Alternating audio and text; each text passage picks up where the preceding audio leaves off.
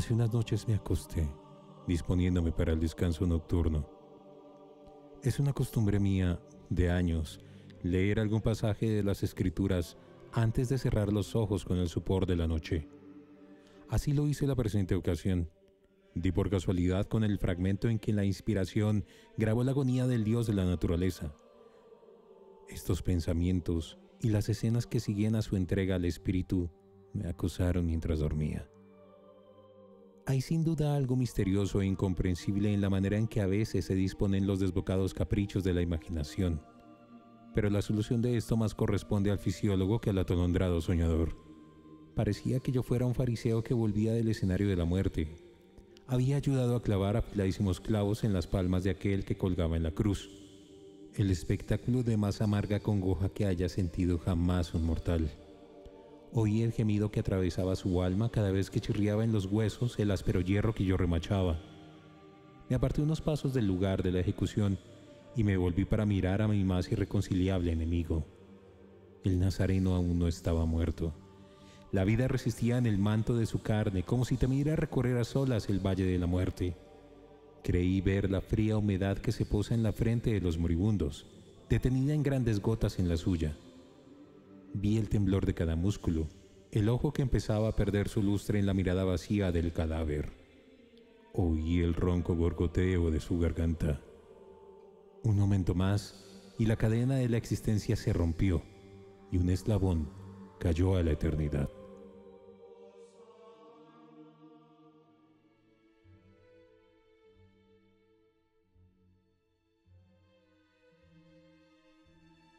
Di media vuelta y anduve despreocupadamente hasta llegar al centro de Jerusalén.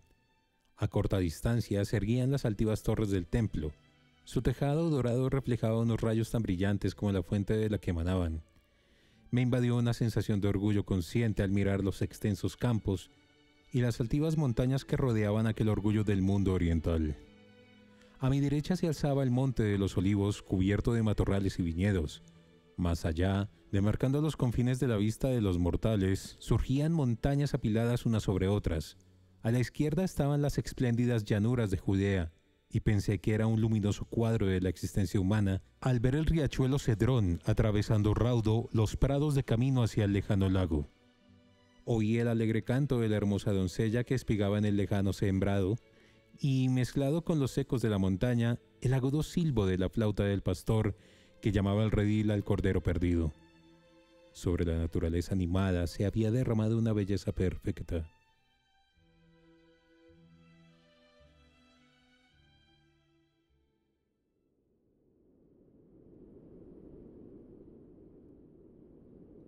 Sin embargo, al poco sobrevino un cambio en el espíritu de mi sueño.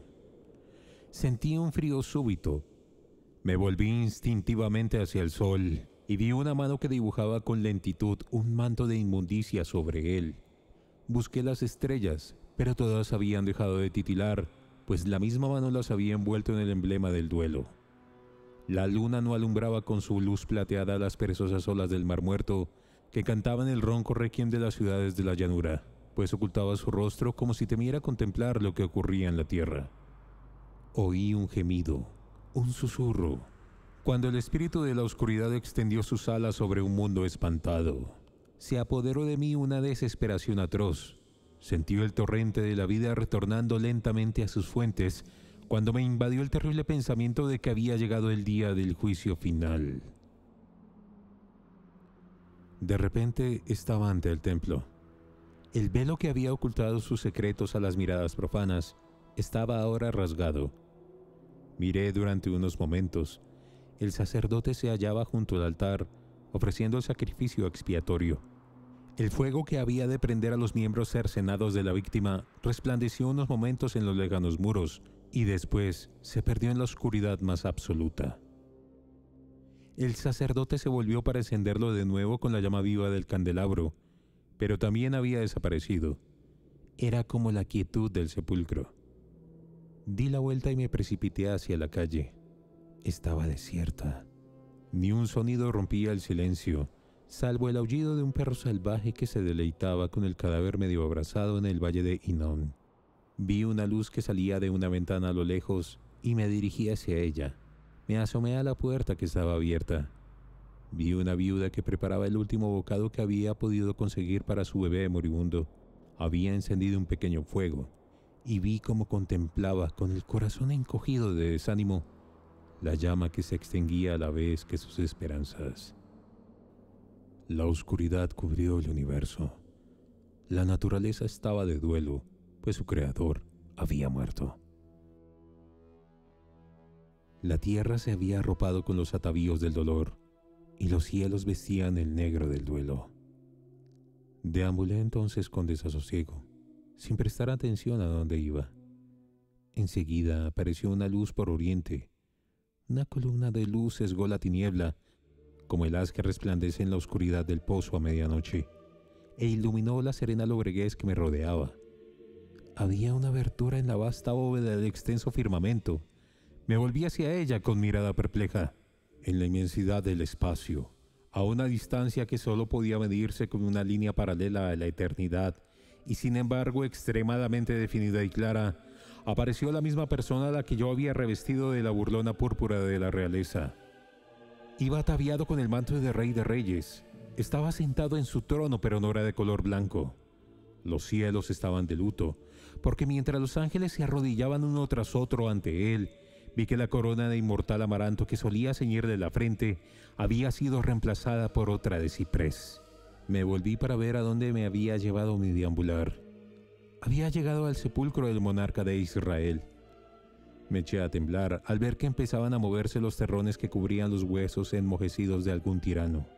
Miré hacia donde yacía el último monarca, con todo el esplendor y la magnificencia de la muerte, y aquel monumento esculpido empezó a temblar.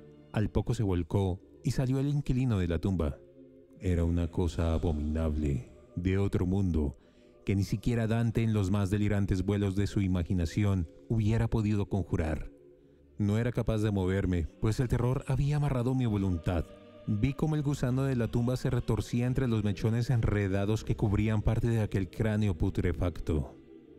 Los huesos crujían al moverse en las articulaciones, pues la carne había desaparecido. Oí su horrenda música que acompañaba aquella parodia de la miserable mortalidad. Él se acercó a mí, y al pasar a mi lado, me echó en plena cara el aliento de la fría humedad de aquella estrecha y solitaria casa. Se cerró la cima de los cielos, y con un convulso estremecimiento, me desperté.